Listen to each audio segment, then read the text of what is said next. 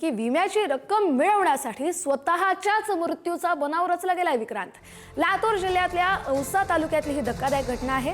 अनोळखी व्यक्तीची हत्या करून या आरोपीनं कार पेटवली। औसा तालुक्यातील वानवडा रोडवरती 13 डिसेंबरला रात्रीच्या सुमारास एका कारला आग लागून ती पूर्णपणे जळून गेली होती। या कारमध्ये एक व्यक्ती जळून मृत्युमुखी पडला होता। या प्रकरणाचा लातूरच्या स्थानिक गुन्हे शाखा आणि औसा पोलिसांनी अवघ्या 24 तासात छडा लावला। आरोपीनं कर्जबाजारीपणामुळे 1 कोटी रुपयांच्या विम्याची रक्कम मिळवण्यासाठी हा सगळा कट रचला होता।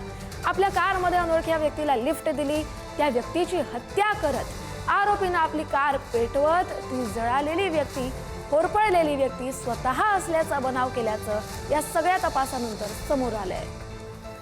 ईडीचे तपासाचे जे तपास अधिकारी होते त्यांनी स्वतः त्याच्यामध्ये या अनुषंगाने औसा पोलीस स्टेशनला गणेश चव्हाण यांनी गोविंद यादव याचा खून केला आहे याबाबत फिर्याद दाखल केलेली असून याच्यामध्ये तपास सुरू करण्यात आलेला आहे। गणेश चव्हाणला त्या ठिकाणी ताब्यात घेण्यात आलेला आहे।